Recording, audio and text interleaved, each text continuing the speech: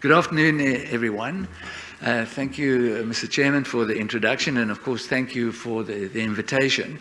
I'd like to start my presentation by acknowledging Noor, who unfortunately can't be with us for the meeting, and his energy and enthusiasm in putting this session, as well as all the other sessions that I worked with him on some of those, is just unrivaled. So, yeah, his presence is missed. So in preparing for this debate, I realized that there are three fundamental questions that need to be answered, three important questions. And just as with Professor Traxler a moment ago, so there are three important questions before we start the debate from my point of view. And the first of these, how do we define what we mean by a significant breakthrough? And my definition is one, a research finding which significantly decreases the progression of the disease. Second question is, how do we assess whether we have a major breakthrough before us?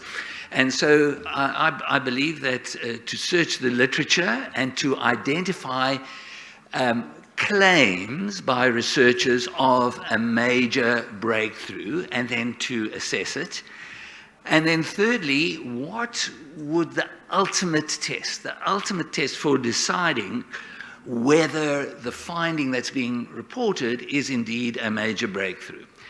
So to commence, I did a recent literature survey, the last 5 years or so, with the usual kind of keywords. And this, I think, this question, what did I find, is relevant. And I do have a disclaimer. I'm not claiming that this was an exhaustive search, but what I did notice,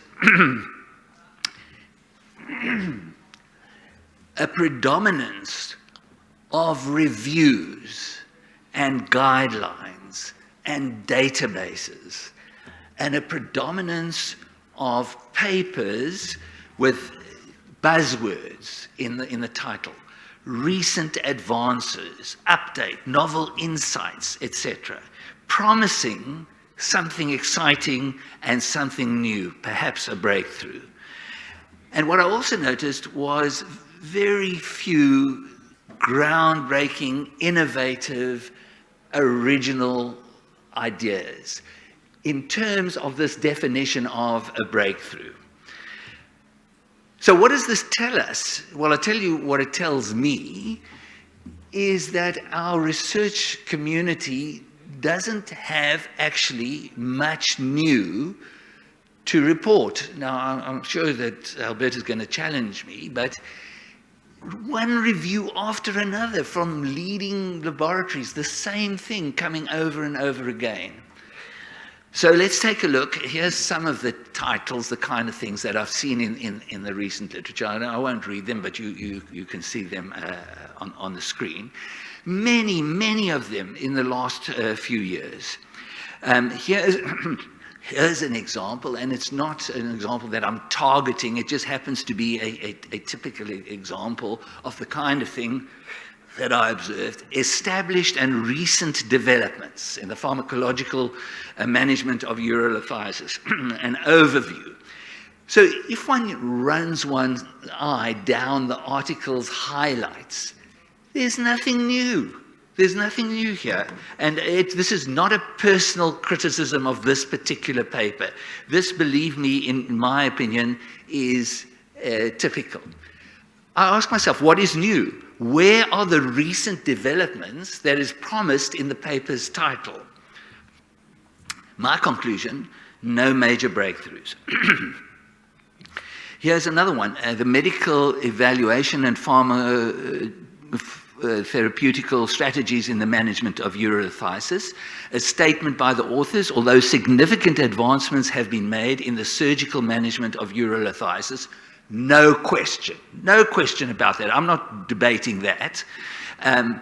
pharmacotherapy, which can prevent the formation of stones and the recurrence, has not experienced the same level of success. Here, the authors are making an acknowledgement, in my opinion, and I believe that this is the general stone view, the general view of the stone community here. There aren't any major breakthroughs.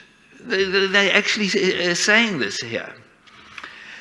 What about guidelines? Well, guidelines are always published that they are updating us, but they're not really. It's a little tweak here and a little tweak there, and not so there are many of these guidelines from respected bodies, and not surprisingly, there's a review of the guidelines. How about that? Here it is, qualitative review of clinical guidelines.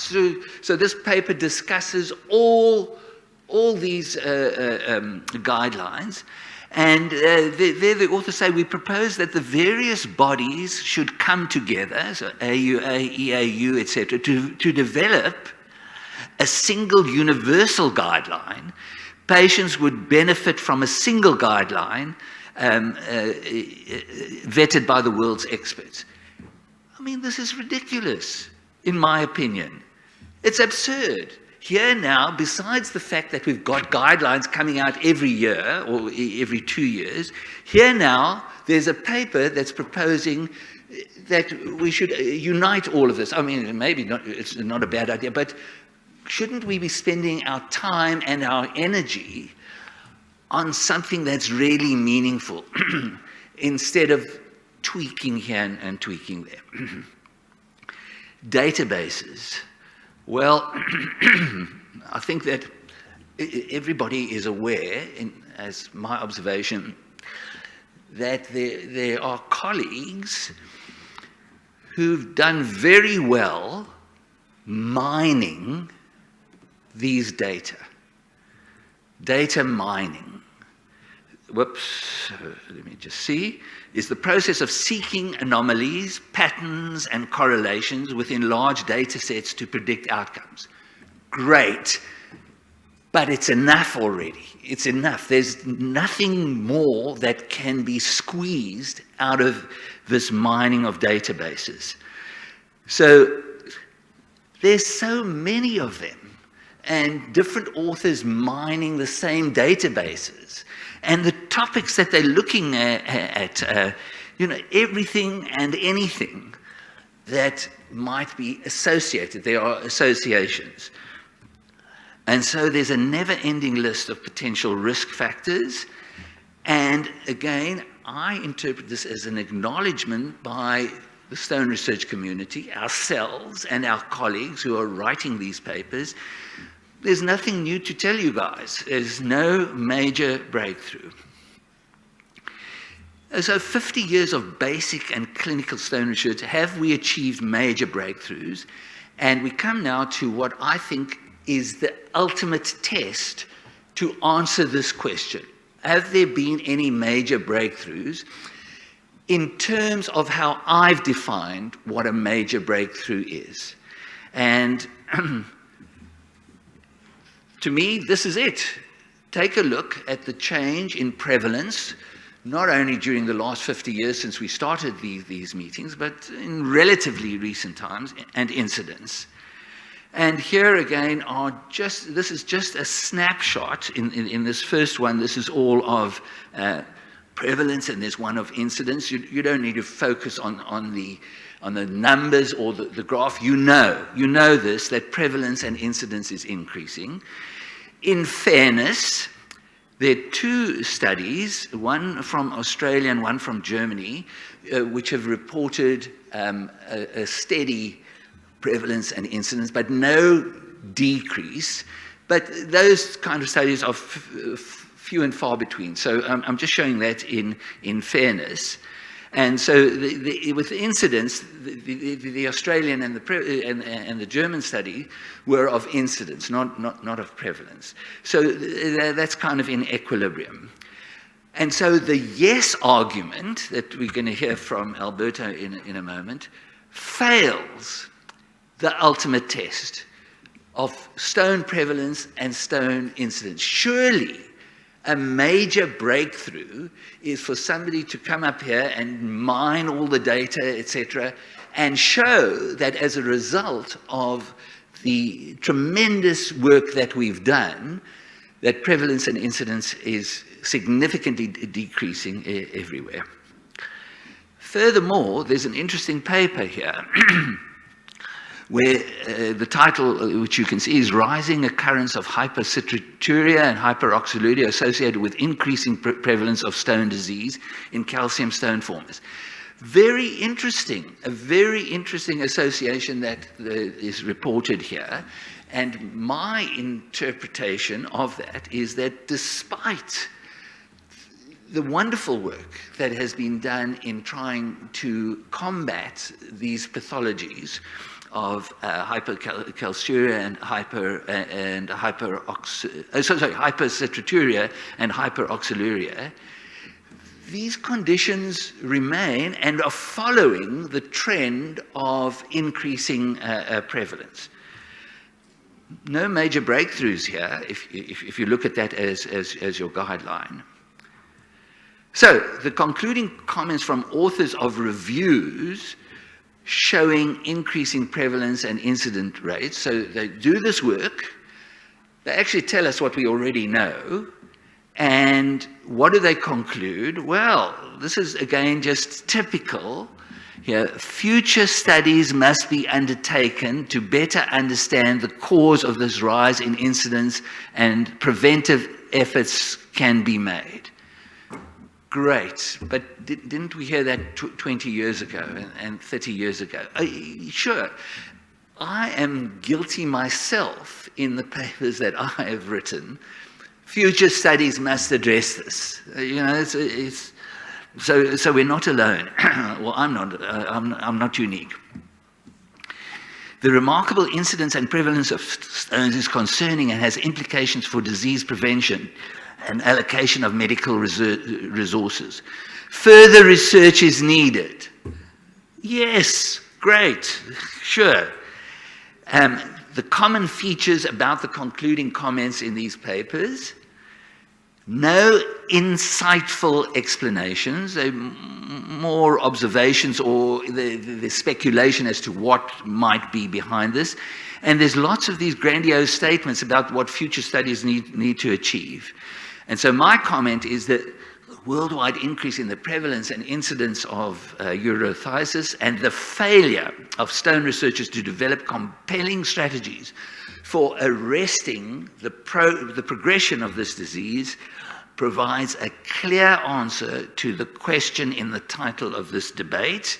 Have there been any major breakthroughs? The answer, have we achieved major breakthroughs? The answer is no.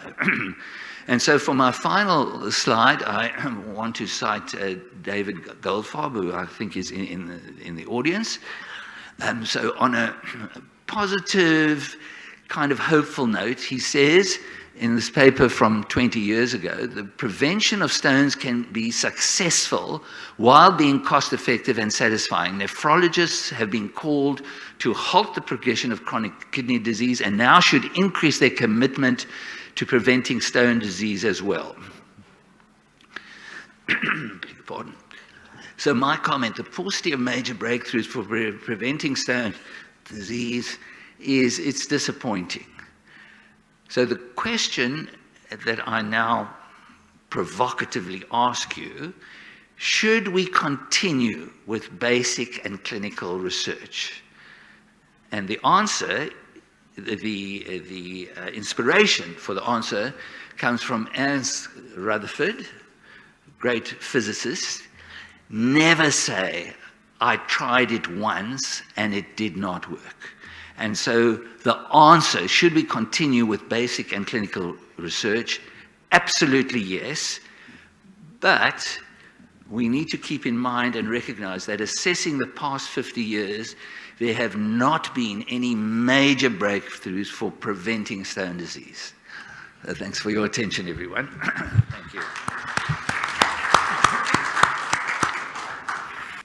In this time, I want to point out that I did not agree with the choice of prevalence as a marker of the effectiveness of research, because it's not a lack of knowledge or of result of research. It's the result of the lack of health policy for primary prevention. We have the information, but it is not applied. So I think that you choose two outcomes that are not related to the topic. The topic is knowledge. How we improve the knowledge. And I am sorry to have to fight with my close friend in the Stone family. And I am also sorry because I am sure that I have better card than him. I look to the proceedings of the Stone Symposium 50 years ago, and I found excellent paper. Some of them are still actual, but they are only related to stone analysis and urine biochemistry. In this field, probably the progress are limited, but we have other cards to play. The first card is the availability of software that allow us to collect and analyze large database. We moved from huge computing machine to very powerful lab computers. And this allowed us to collect large database, as you pointed out, and also to easily analyze them in our office. I agree with you that most of that database came from only one country, and this is a limiting factor, and I will discuss this tomorrow. But basically, we have collected a lot of information about and very robust data on risk factor related to nutrients, related to beverage, to systemic disorder, to dietary regimens, and to lifestyle. A second card I want to play is genomics. You have oversight on this. When in 1968, at the time of the first symposium, modern genetics was moving uncertain first step. In these 50 years, huge development have been achieved, and this year, the complete sequence of human genome has been published. And in this review from the Mayo Clinic group, it is pointed out that 45 different genes implicated in stone disease pathogenesis have been identified. And the identification of this group of monogenic cause of kidney stone can explain 10% of the cases in adults and 30% in children. And the number of these genes will increase day by day by genome-wide association study. This is the long list of genetic disease that have been identified. And parallel to genomics, a lot of other omics science are developing, studying the transcription of the genome, studying the whole array of protein in biological systems, and in urine in particular, study the complete set of low molecular weight compounds related to carbohydrate and lipid metabolism. This will allow us to phenotyping patients and to have more information for the correlation with the genetic findings. And the application of the same technique that are used for the study of the human genome have been used to study the microbiome. And probably from the knowledge about the microbiome, metabolic alterations that are related to the interaction between bacteria in the gut and the metabolism that are related to stone formation can be discovered. And finally, during this meeting, it has been cited this drug, lumasiran. This is the first drug that is able to correct a gene in the field of stone disease, and it is able to silencing the glycolate oxidase gene, so reducing oxalate excretion, and it is a great tool for the treatment of primary oxaluria type 1. But it could be in the future also applied for the treatment of other type of oxaluria. And there are other drugs in the pipeline in this field. So great knowledge. Another card I want to play is that this huge mass of information we are collecting by all this type of investigation needs to be evaluated, cannot be more evaluated by the scientists by themselves. So we are developing the field of artificial intelligence, and here I list a lot of methodology and of application in this field. It has just been used with some initial application in the prediction of stone types, in the diagnosis of stone disease, in the evaluation of TC imaging, in the prediction of the success of some type of stone treatment. And the last application, an application in which I am very confident, is the evaluation by deep learning of the morphology of endoscopic image of stones. That could be able not only to predict stone composition, but also to identify peculiar stone morphology that can be associated to specific disease, such as primary hyperoxaluria or renal tubular acidosis. So it could be a great advancement. And finally, this card is very easy to play because I feel that it is not necessary to explain that there were large improvement in the field of surgical treatment. You admitted it during your presentation, and here I list a lot of new possible application that can be introduced in the field of surgical treatment.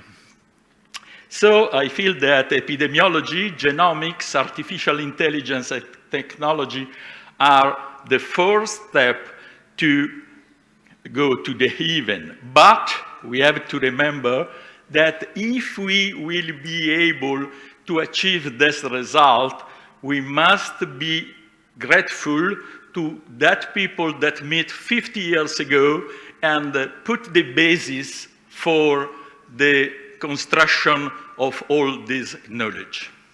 Thank you.